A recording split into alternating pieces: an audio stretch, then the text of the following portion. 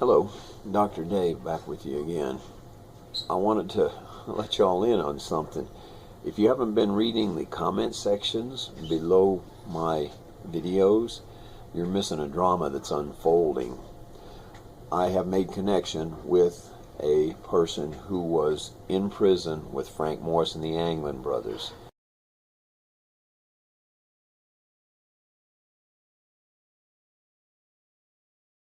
His name is David Fitzpatrick. You can see what he told me if you look through the comments on different videos. Basically what he told me was that he knew that Frank and the Anglin brothers were killers. Okay, for those of you who keep telling me they weren't killers, they were just bank robbers. Let me just tell you what I know now about these guys. David Fitzpatrick, now Frank called him Fitz, okay? And Frank spoke to me about a guy named Fitz who was in prison with him in Alcatraz. He spoke to me about that in Mexico in the 80s. And he told John Anglin that I reminded him of Fitz.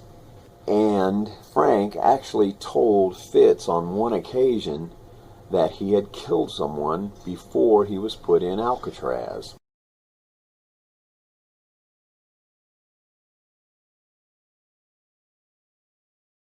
Now, there was a Jewish Los Angeles mob boss who was in prison there at Alcatraz with these guys. His name was Mickey Cohen. Now, Mickey told Fitz to stay away from Frank and the Anglin brothers because they were dangerous killers. Mickey Cohen and David Fitzpatrick, Fitz, were good friends. And Fitz would go up and play cards with Mickey.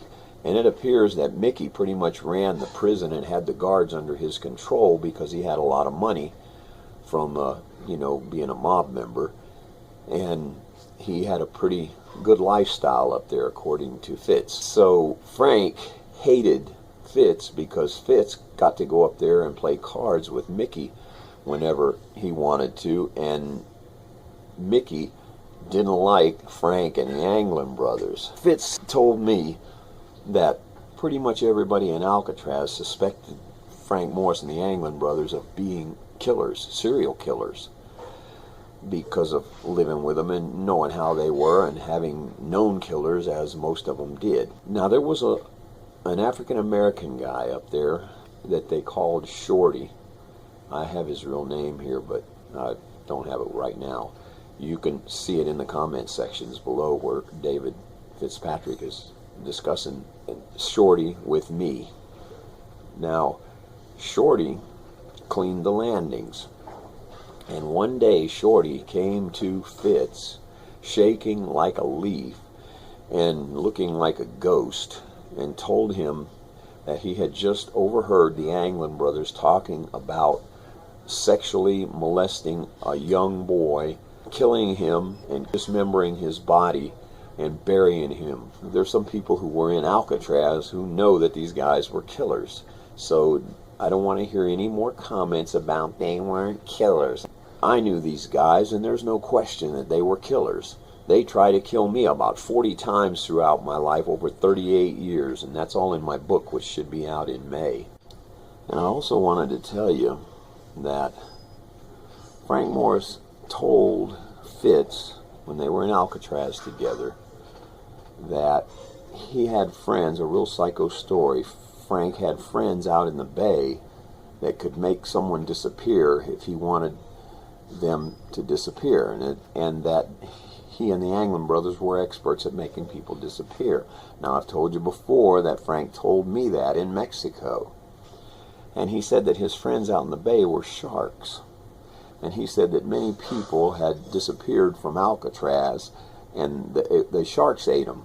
Well, they say there aren't any sharks out there. That was just a story that they told the prisoners to keep them from wanting to try and swim out of there.